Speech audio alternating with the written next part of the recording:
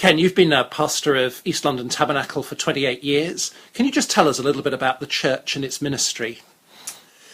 Yeah, it's a church, goes back to the 19th century, founded by one of Spurgeon's students, so it's somewhat like the Metropolitan Tabernacle in the East End. Always evangelical all those years. Back then, about 3,000 people every Sunday, not that today. So a lot of changes in the area, at least lots of, it's always been an area, a lot of migration from different parts of the world, Huguenots originally, Jews and others, but more recently lots of Bengalis, so about 35% of the area around the church now would be Muslim Bangladeshi, mainly Sylheti, one particular group from that people group. But lots of other groups of people, lots of immigrants from Eastern Europe, and so on. So very diverse community around us. And the church reflects that to some degree. Not, sadly, many Bangladeshis, one Bengali family, I think, in the church. But I think we've estimated now about 54 nationalities, if you include England, Wales, and Scotland, and Ireland as well. But very diverse congregation, people from all over the world. So what are the challenges, Ken, of having a congregation with 54 different nationalities? Well, I think it comes at different levels. Obviously, the people, really Christians, come from different backgrounds, from the national, ethnic cultures. But I think most would expect to be in a sort of fairly normal British church. I asked some of our Africans once if they would like a slightly more African style of music in the service, and they said no, they wanted a British church. But people have different expectations, perhaps more from different church cultures they come from in different parts of the world, what they expect, the sort of types of music and styles of leadership and so on. We have a Russian congregation, about 20 plus people from that congregation, which is about 70 strong, are part of the church.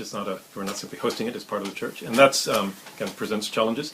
It's been great help for the church. We've been able to reach into the Russian speaking community in London, which is about 500,000 strong through them. But again, they come with many from church cultures with different sort of theological perspectives and so on, different ways of doing church, different expectations about lifestyle and what's godly or not godly.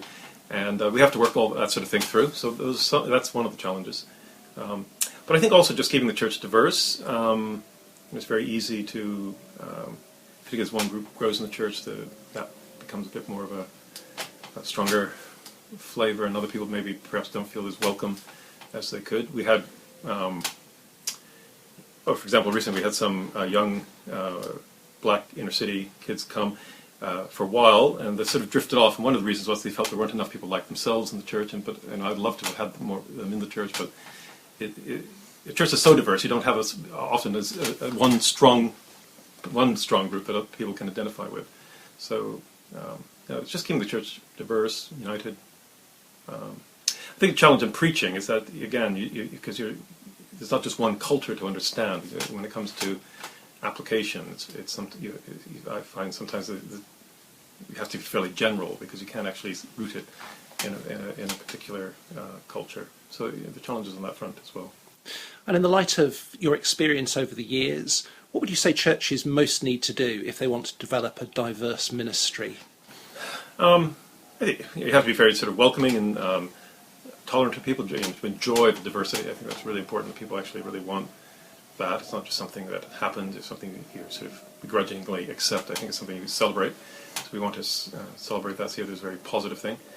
I think it's important to try in leadership to try to get leadership to reflect the diversity of the church to some measure. It's not always easy, as people, again, may take time to get up to speed with the church's theology and way of doing things.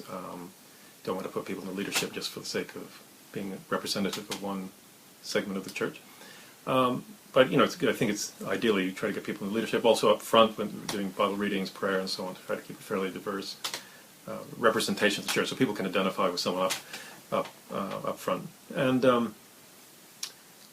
and I think just from my part, just to go out of my way to sort of welcome people and have them to our home and that sort of thing.